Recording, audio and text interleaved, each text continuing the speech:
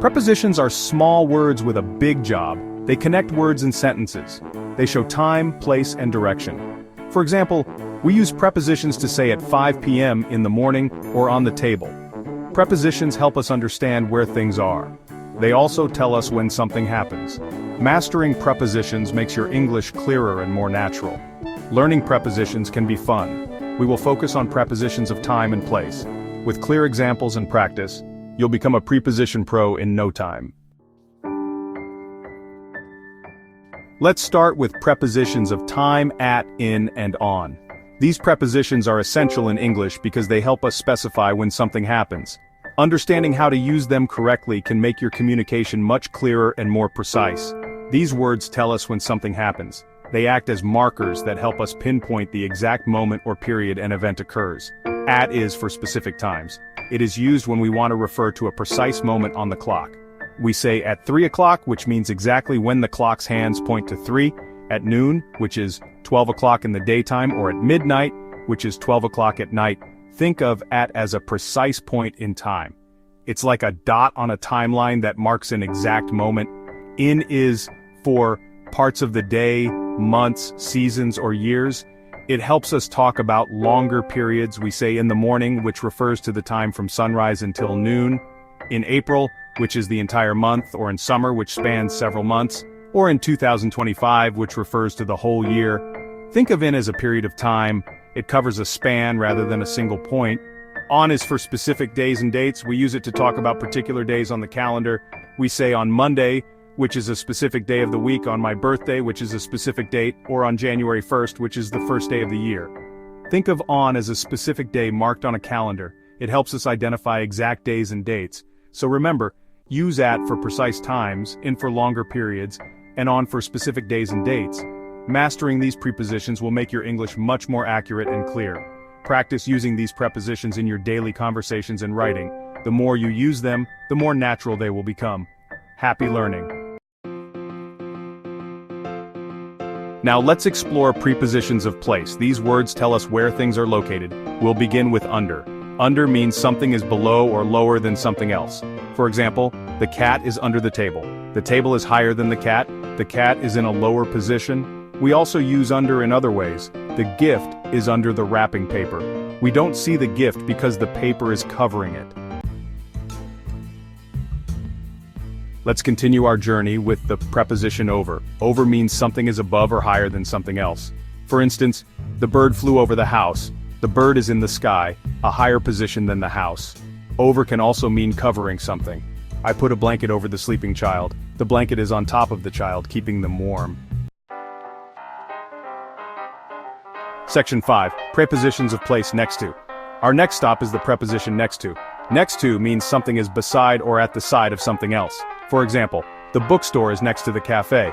The bookstore and cafe are side by side. We can also use beside instead of next to. They have the same meaning. For instance, she sat beside her friend on the bench. Section 6. Interactive practice, time and place prepositions. In this section, we will dive deep into the world of prepositions that help us describe time and place. These small but mighty words are essential in making our sentences clear and precise. Whether you're talking about an event happening at a specific time or describing the location of an object, prepositions are your best friends. Ready to test your knowledge?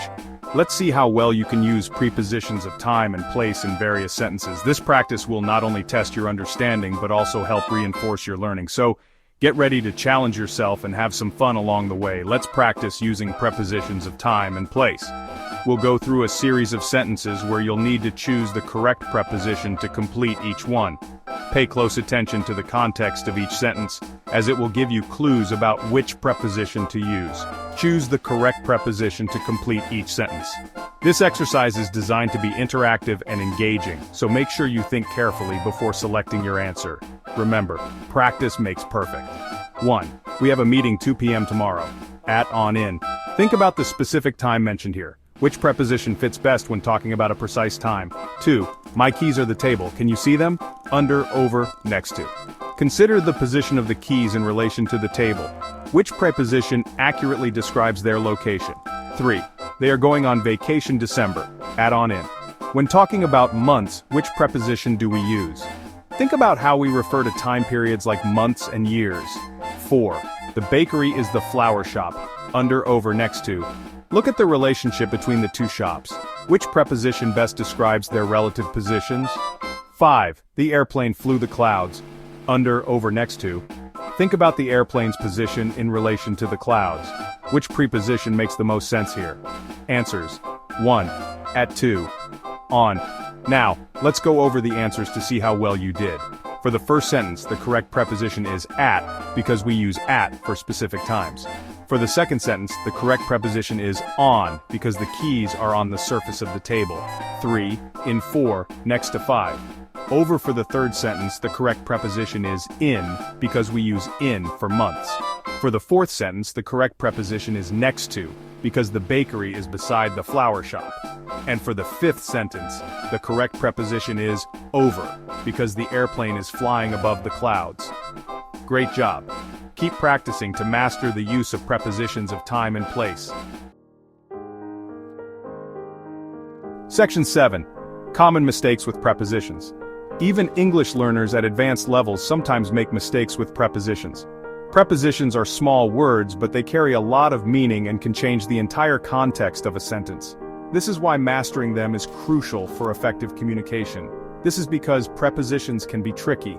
They often don't translate directly from one language to another, and their usage can vary widely depending on the context. For instance, the prepositions in, on, and at are often used to indicate time and place, but their correct usage can be confusing. One common mistake is using in instead of on for specific dates. For example, many learners might say in Monday when they should say on Monday.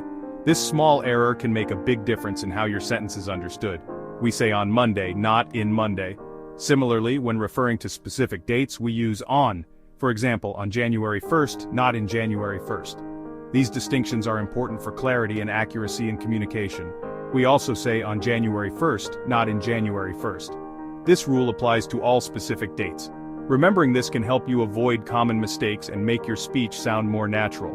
Another common mistake is using the wrong preposition of place. Prepositions like in, on, and at are also used to describe locations, and choosing the wrong one can lead to confusion. For example, saying the book is over the table when the book is actually on the table. The preposition over suggests that the book is hovering above the table, not resting on its surface.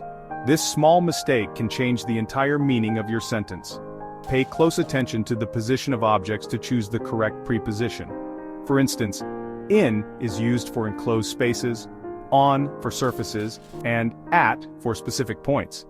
Understanding these nuances will greatly improve your accuracy in using prepositions. Practice makes perfect. The more you use prepositions correctly, the more natural it will become. Try to incorporate these rules into your daily conversations and writing.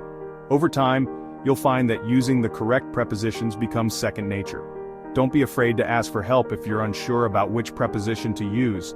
Teachers, textbooks, and online resources can provide valuable guidance. Remember, making mistakes is a part of learning. The important thing is to learn from them and keep improving. By paying attention to these common mistakes and practicing regularly, you'll become more confident in your use of prepositions. This will not only improve your English skills, but also enhance your overall communication abilities. Section 8. Tips for mastering prepositions. Here are some tips to help you master prepositions. Practice makes perfect. The more you use prepositions, the better you will become at choosing the right one. Visualize the meaning. When you learn a new preposition, create a picture in your mind to remember its meaning. Use flashcards. Write prepositions on one side of flashcards and examples on the other side. Don't be afraid to make mistakes.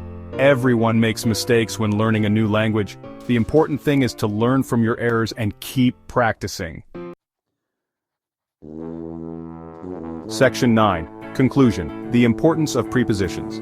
Prepositions are essential for clear communication in English. They help us understand the relationships between words in a sentence, telling us when and where things happen.